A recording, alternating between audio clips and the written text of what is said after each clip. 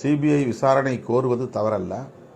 ஆனால் கோருகிறவர்கள் வைக்கிற விமர்சனங்கள் என்பதுதான் இங்கே கவனத்திற்குரியதாக இருக்கிறது.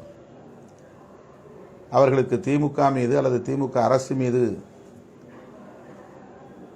விமர்சனங்கள் இருப்பதிலே, விமர்சனங்களை வைப்பதிலே கருத்துரிமை இருக்கிறது, வைக்கலாம்.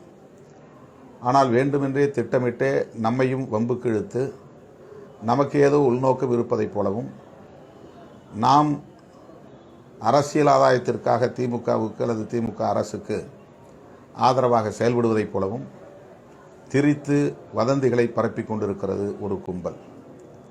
சில அரசியல் களத்திலே கூலியை வாங்கிக் கொண்டு சமூக ஊடகங்களில் பேசிக் கொண்டிருக்கிற,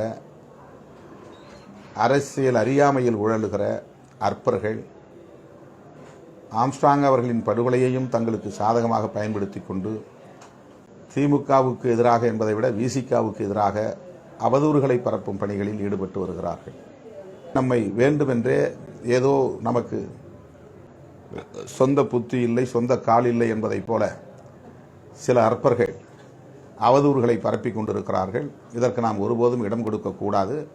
நம்மை வைத்துக்கொண்டு, நம்மோடு நின்று கொண்டு இந்த கூட்டணிக்கு எதிராக, திமுக அரசுக்கு எதிராக தேவையற்ற முழக்கங்களை எழுப்புகிற கும்பல் ஏராளம் இருக்கிறார்கள். ஆகவே விடுதலை சிறுத்தைகள் தனித்து எந்த இயக்கத்தையும் மேற்கொள்ளலாம், நிகழ்ச்சியை நடத்தலாம், நினைவேந்தல் நிகழ்ச்சி நடத்தலாம், போராட்டங்களை நடத்தலாம். இதை நான் ஒரு வேண்டுகோளாக உங்களுக்கு வைத்துக்கொள்ள கடமைப்பட்டிருக்கிறேன். இது நம்முடைய கட்சியின் தனித்துவத்தை எந்த வகையிலும் பாதிக்கக்கூடாது என்கிற பொறுப்புணர்வில் இருந்து இந்த கருத்தை நான் முன்வைக்கிறேன்.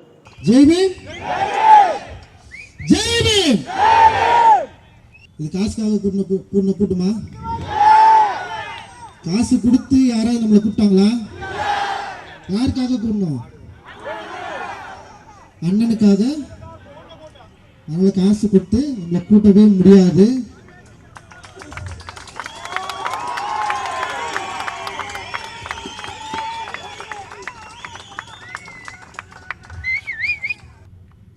ஸோ அதுதான். அதனால் திடீர்னு நம்ம ஏதோ ஒன்று பேசினாலே உடனே ஒரு கதை ஒன்று கட்டி இப்படி ஒன்று பண்ண அப்படி ஒன்று பண்ணன்னு சொல்லிட்டு நம்ம அண்ணன்களே நமக்கு எதிராக நிறுத்துறது இதெல்லாம் ரொம்ப கடுமை, ரொம்ப ரொம்ப கவலையாக இருக்குது. அப்படியெல்லாம் கிடையாது.